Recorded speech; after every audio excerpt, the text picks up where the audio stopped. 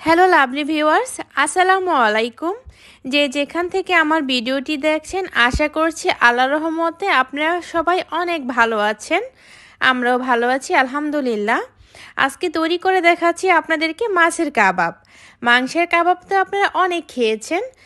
মাছের কাবাবটি যদি আপনারা এভাবে করে বানিয়ে না খেয়ে থাকেন তাহলে বুঝতে পারবেন না মাছের কাবাব খেতে যে এত মজার হয়ে থাকে। আজকে আমি পাঙ্গাস মাছ দিয়ে ঝটপট ঘরে থাকা কিছু উপকরণ দিয়ে কাবাব তৈরি করে দেখাবো আপনাদেরকে। এখানে আমি 4 পিস পাঙ্গাস মাছ নিয়েছি, আর এই মাছগুলো আমি শুধু পানি দিয়ে সিদ্ধ করে নিয়েছি। এরপরে মাছের গা থেকে কাটা ছাড়িয়ে মাছগুলো আলাদা করে নিয়েছিলাম। প্রথমে আমি চুলাতে একটা প্যান বসিয়ে নিয়েছি। এখন 2 টেবিল চামচ রান্নার তেল দিয়ে দিলাম, আর পেঁয়াজ কুচি করে দিয়েছি আধা কাপ। 2 টেবিল চামচ রসুন কুচি দিয়ে এবার নেড়েচেড়ে পেঁয়াজটা হালকা বাদামি হয়ে আসা পর্যন্ত ভেজে নিব। যখন পেঁয়াজটা বাদামি করে ভাজা হয়ে যাবে তখন কাটা ছাড়ানো এই মাছগুলো দিয়ে দিচ্ছি।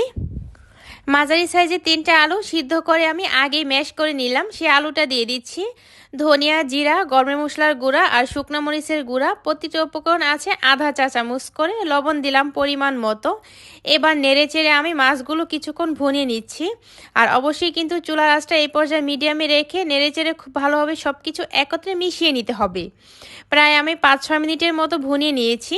এরপরে এখানে আমি ধনিয়া পাতা কুচি করে দিয়ে দিলাম আধা কাপের মতো। আবারও নেড়েচেড়ে ভালোভাবে মিশিয়ে নিচ্ছি। আর এভাবে করে মাছগুলো যদি আগে থেকে ভুনা করে কাবাবটা তৈরি করা হয় না, তাহলে এই কাবাবটা খেতে অনেক বেশি মজার হয়। আমি আরও 6-7 মিনিটের মতো ভুনি নিয়ে চুলা থেকে নামিয়ে নিয়েছি। যখন এগুলো পুরোপুরি ঠান্ডা হয়ে গেছে তখন একটু একটু করে অংশ নিয়ে প্রথমে গোল করে 2 হাতে প্রেস করে চেপে আমি চ্যাপটা করে নিয়েছি। আর আমি এগুলো এরকম সাইজ করে তৈরি করছি, মিডিয়াম সাইজ করে। আপনারা চাইলে আরও ছোট অথবা আরও বড় করেও তৈরি করে নিতে পারেন আপনাদের পছন্দ মতো। সবগুলো কাবাব আমি একইভাবে বানিয়ে নিয়েছি। এবার এগুলোকে কুটিং করার পালা। একটা বাটিতে আমি আটা দিয়ে দিচ্ছি আধা কাপ, লবণ দিয়ে দিলাম পরিমাণ মতো, কালো গোলমরিচের গুঁড়া দিয়ে দিচ্ছি প্রায় 1/4 চা চামচের মতো। চাইলে সাদা গোলমরিচের গুঁড়াও ব্যবহার করা যাবে। এবার চামচের সাহায্যে নেড়েচেড়ে সব কিছু ভালোভাবে মিশিয়ে এরকম ঘন একটা গোলা তৈরি করে নিয়েছি। এবার একটা একটা করে মাছের কাবাব নিয়ে এখানে চুবিয়ে এরপর আমি ব্রেড গ্রামে ভালোভাবে গড়িয়ে নিব। আর একটু ভালোভাবে গড়িয়ে নেবেন, কোনো পাশেই যেন ফাঁকা না থাকে। সবগুলো একইভাবে গড়িয়ে নিয়েছি। এবার চাইলে কিন্তু আপনারা এগুলো ফ্রোজেন করে রাখতে পারেন। আমি কাবাবগুলো ভেজে নিচ্ছি। চুলাতে পর্যাপ্ত পরিমাণে তেল গরম হতে দিয়েছিলাম। এরপর আমি একটা একটা করে কাবাবগুলো দিয়ে দিচ্ছি তেলটা যখন গরম হয়ে গেছে। যখন একটা পাশে ভাজা হয়ে গেছে তখন উল্টে দিচ্ছি। এভাবে করে আমি দোনো পাশে লালচে করে ভেজে নিয়েছি।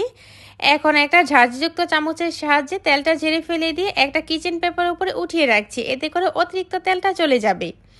দেখলেন তো কত অল্প সময়ে ঝটপট তৈরি করে ফেললাম পাঙ্গাস মাছ দিয়ে কাবাব।